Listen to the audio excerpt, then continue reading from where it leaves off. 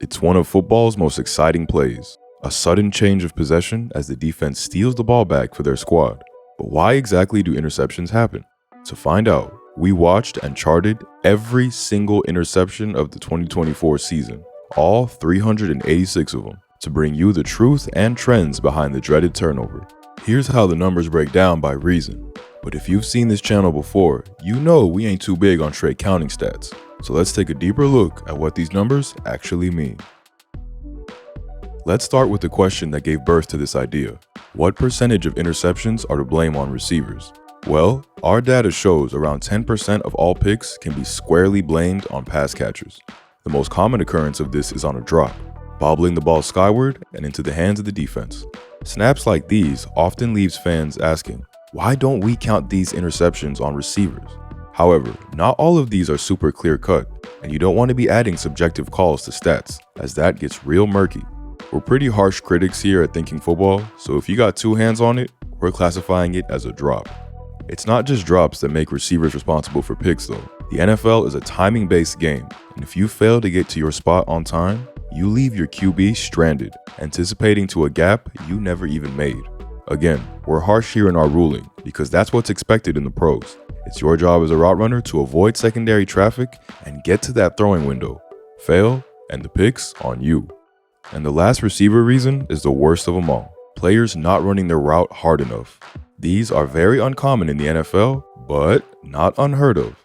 This has got to be one of the worst reps of any kind I've seen all year on tape, as Deontay Johnson straight up gives up on the dagger concept. It's great anticipation from the red rifle, but Deontay doesn't look remotely interested in competing for this, with Emmanuel Forbes assuming the role of receiver for the pick. Come on, dude. How you gonna give up on the concept when you are the designed read? You're getting the ball. Like, just run. Speaking of reads, that's our next category to look at, and the most common reason quarterbacks throw interceptions, with just under a quarter of all picks coming on bad reads. Playing quarterback in the NFL is no easy task, with coverages confusing and ever evolving, and just 3 seconds to make a decision before your head gets taken off. This naturally leads to a lot of bad picks, with QB straight up misreading coverages or being fooled by a rolling defense. Here, Dak misreads the man coverage and throws it straight at the Robert defender. He makes the assumption that Tyrann Mathieu is going to tag with the crosser, leaving a window open to the dig. But Mathieu stays middle to defend CD, jumping this for the INT. And here's a poor read from Baker, choosing the wrong weapon in the end zone. The Ravens play quarters with a box to the far side, and Liam Cohen calls a great counter to it with the follow concept. As the box chases the first two routes, Bucky Irvin fills into the space behind them. Yet, Baker just doesn't throw it. He's hesitating and not getting his eyes backside quick enough, missing Jalen McMillan, and by the time he does throw it, Marlon Humphrey jumps the window to pick him off. Bad reads also come in the form of misreading the coverage roll, with the defense shifting pre to post snap, fooling the QB into thinking he has an open receiver.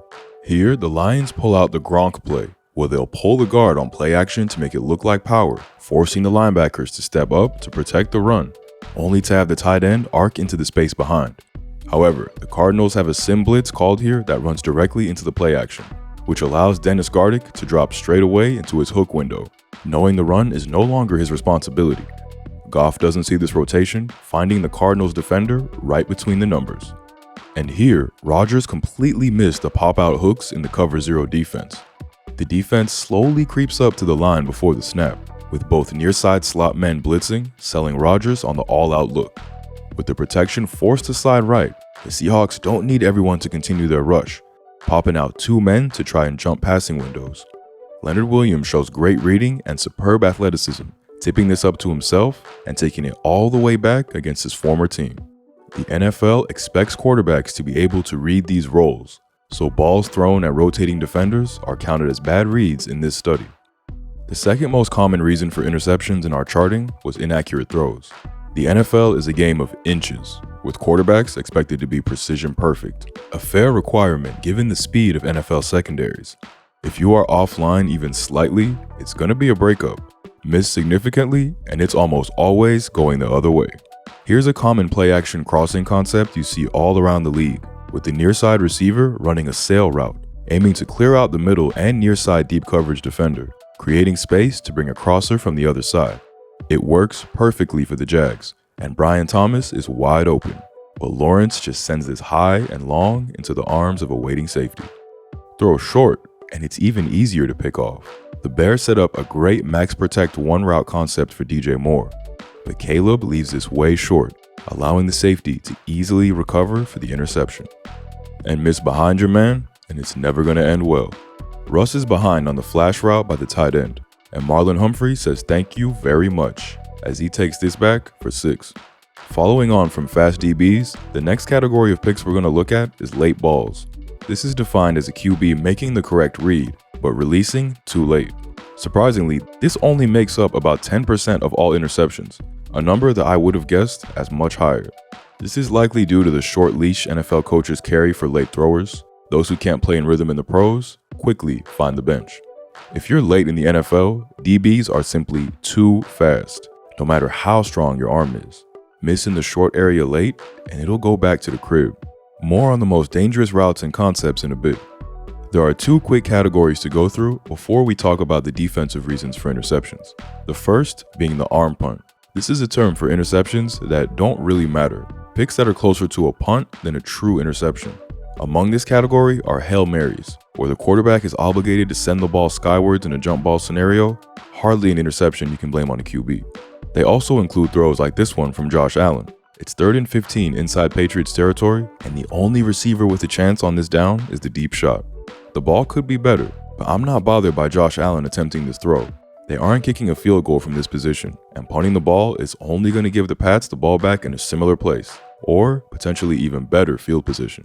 Arm punts, however, aren't very common. Across the 24 season, there were just 13 of them. The last category, and the smallest in our study, is the doing too much category.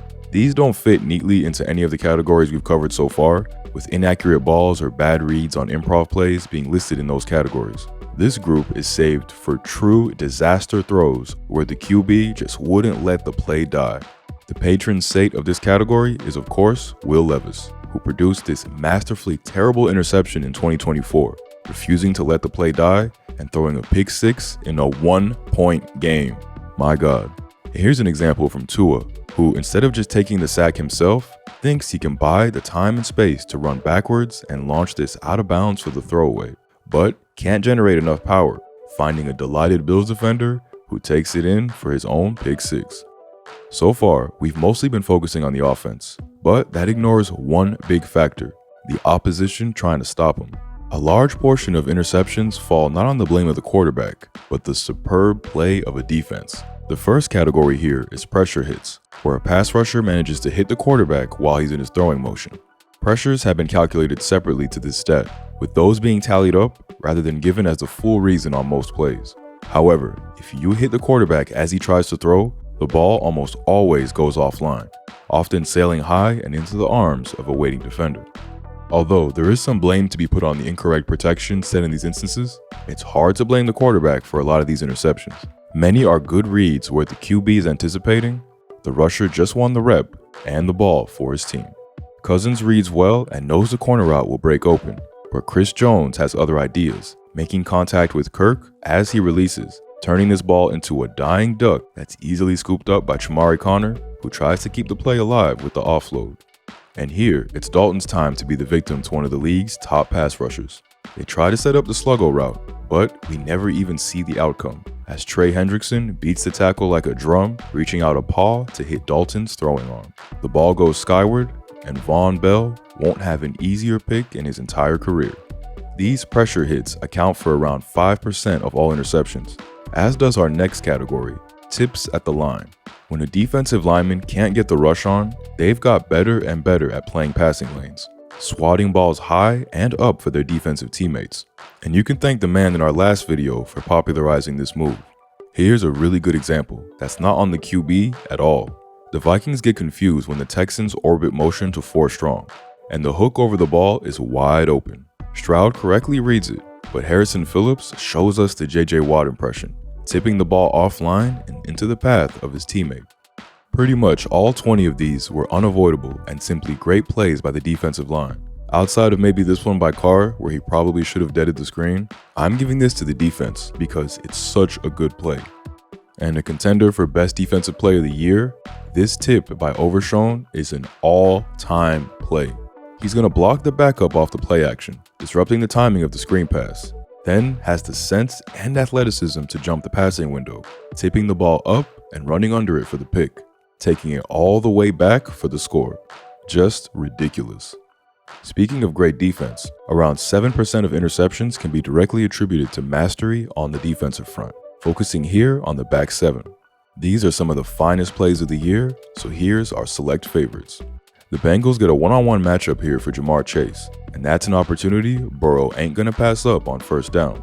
The ball's out fast, but watch the brilliant play of both the corner and hustling safety. Isaiah Rodgers times his look back for the ball perfectly, tracking this like he's the intended receiver, then pulling off the perfect tip drill, batting this back to CJ for the pick. In the red zone this time, here's a brilliant bait by Brian Branch. The Cowboys use a bubble release package to set up what looks to be a quick ball in the flat, but this is just to make the coverage bite, opening up space for CD on the corner route. Branch bites hard downhill like he's going to cut off Jalen Tolbert, but never takes his eyes off Dak, peeling back and jumping the corner route too. Seriously high-level defense. More great reading from Van Ginkel here, all the way back in week 1. He's got his eyes on the motion into Quad's bunch and knows the play immediately, rushing wide into the throwing lane of the screen. Not only does he read the play, he picks it off, leaving just a stroll to the end zone. And this is just absolutely perfect off coverage from Jerian Jones. Love times and places this out route beautifully, and on almost any other rep, this would have been fresh downs. But watch the brilliant technique of the corner. His back pedal is a controlled shuffle, eyes on the hips of the receiver the whole time, then braking hard when he cuts 90, eyes straight into the backfield to read the play. The throw is placed perfectly, but this time, better defense beats good offense. Now the last category is our mixed category, accounting for at least 8% of plays. These are snaps that struggle to fit into any one category neatly, with multiple reasons leading to the interception.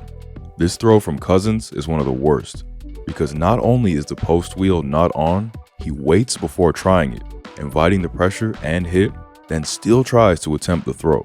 And yeah, this got what it deserved. This category also includes wide receiver and QB miscommunications. As it's very difficult to know who was wrong, I've decided to err on the side of caution here, calling them both wrong and putting it in the mixed category. So those are the interceptions categorized by reason, but there are more questions we can keep asking and answering thanks to our tracking. For example, what's the most dangerous route to throw? Well, that's the dig route, an intermediate breaker aiming to attack the gap between the zone levels, most commonly occurring as part of a dagger concept. There are many variants and cut depths for this route, but we've tried to group similar routes together where possible, as their purpose is similar. The dig leading to many interceptions makes sense. Fail to throw it accurately, and you'll be sailing this to a waiting safety. Fail to throw with anticipation, or move the defender out of the hook window, and you'll be throwing right to a lurking linebacker. Dig interceptions also included a lot of instances that could be blamed on receivers. If the ball is bobbled in this part of the field, you're setting up an easy catch for a safety. And despite digs leading to nearly twice as many interceptions as the next closest route, it's still a ball massively worth throwing. It attacks a vulnerability in zone coverage and can run away from outside leverage versus man. Without the data of every route targeted in 2024, it's impossible to know if this is truly the most dangerous route to throw on average. But it did lead to the most amount of interceptions. The next most common route that led to a pick was the crosser, with 30 interceptions coming on this route. Again, this makes sense. It's a route attacking that intermediate space, where an offline ball can easily find a defender. Here's the same design we showed the Jags run earlier. The sail occupies the free safety, and Alec Pierce has the leverage to run away from his corner. But Anthony Richardson can't keep the ball down with incoming pressure, sending this straight to the safety. Next up is the most difficult route to throw in the NFL, the corner route, requiring touch, timing, accuracy, and arm strength. QBs who can fulfill these requirements are rewarded with attacking an intermediate spot most defenses leave open. Timing and accuracy are very important here, with 6 interceptions coming on late corner balls. And you best have your radar dialed in, because missing anywhere inside or shallow leaves the ball in the path of a defender. Next up is the post ball, which converted into 28 picks. This is a tough ball to throw in the modern NFL, requiring great deep field placement, and consequently half of post picks came on inaccurate balls. The further you go from the line of scrimmage, the more difficult passes become, and you only need to be offline by a small margin when going deep, and these NFL DBs will make the ball their own. Another dangerous ball was the improv ball. In years gone by, all these throws would have been characterized in the doing too much category. But with play extensions and mobile QBs being such a big part of the modern game, these are plays signal callers are expected to be able to perform.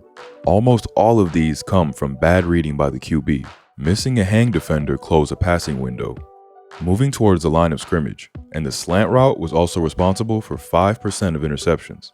These again usually come from poor reads by the QB, misidentifying zone or the correct option versus man. But receivers deserve their fair share of blame here too. Drops on slants have even more defenders behind it ready for the ricochet. Missing close to the line of scrimmage also means a greater chance for a pick six, with 6 slants being taken back the other way in 2024. This holds true for other routes too, like the flat, where 4 of the 12 instances went back to the crib.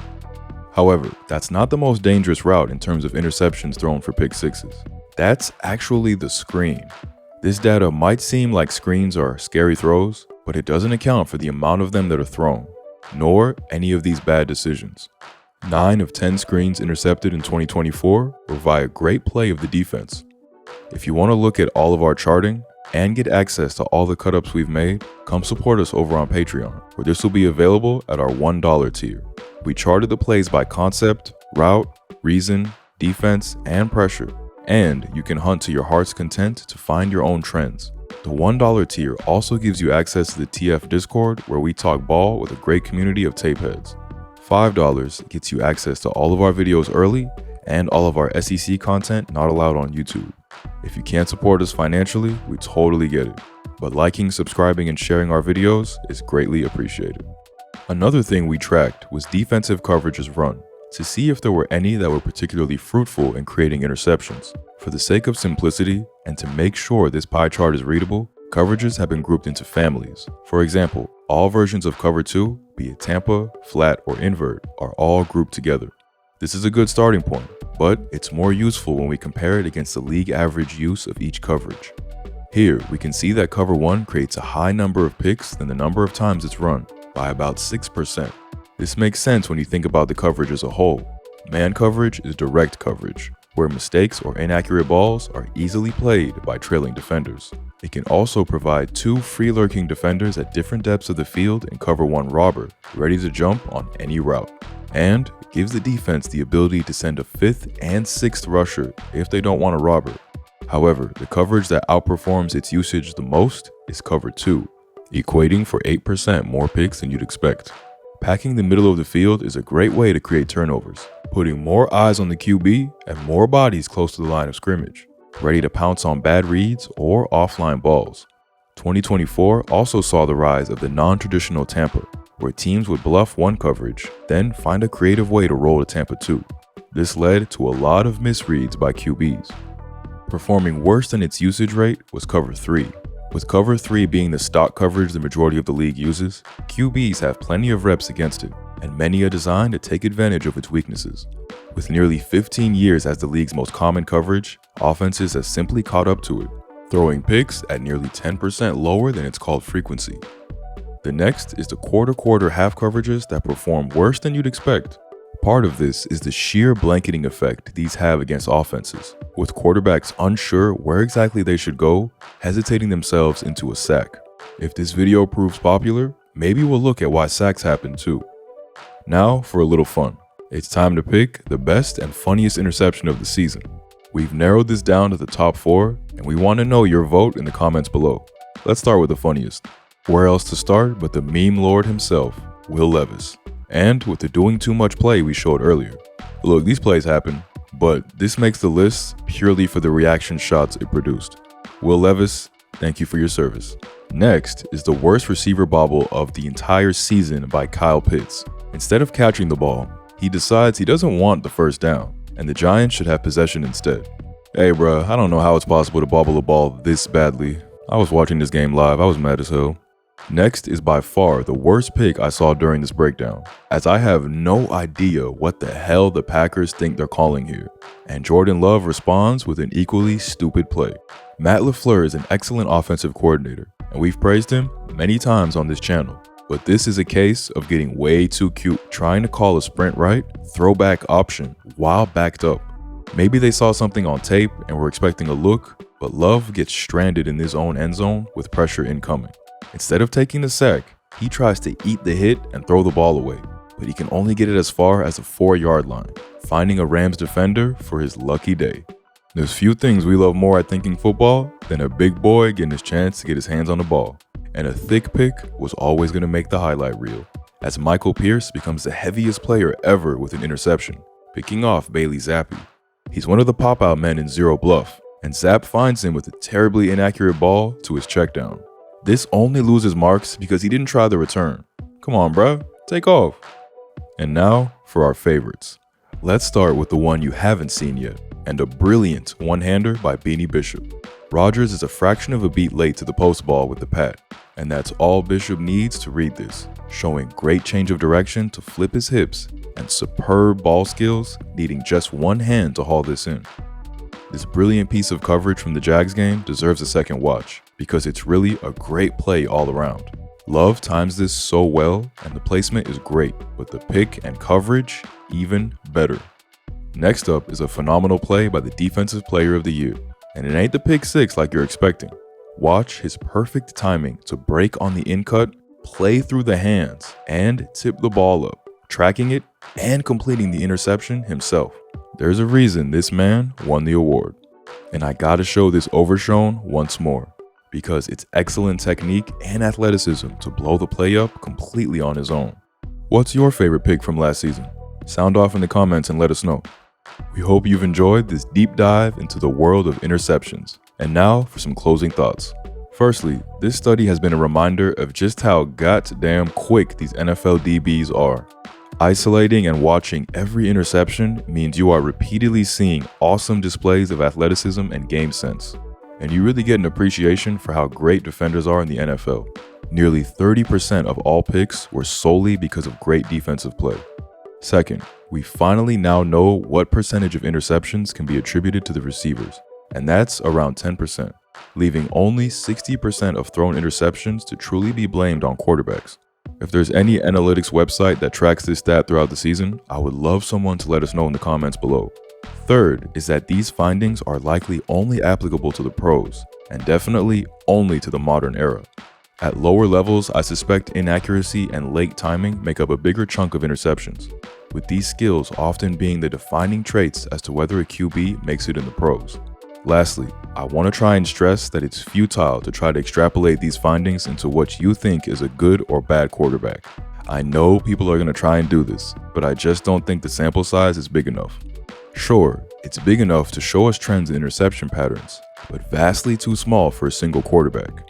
Baker and Cousins appear most often with 16 picks apiece, but this still only accounts for 2.8 and 3.5% of their throws in 2024. You wouldn't want someone judging you on just 3% of your efforts either. Thanks to everyone for joining us on this deep dive, and if it proves popular, we'll look at some other common plays and stats in the future. Take care.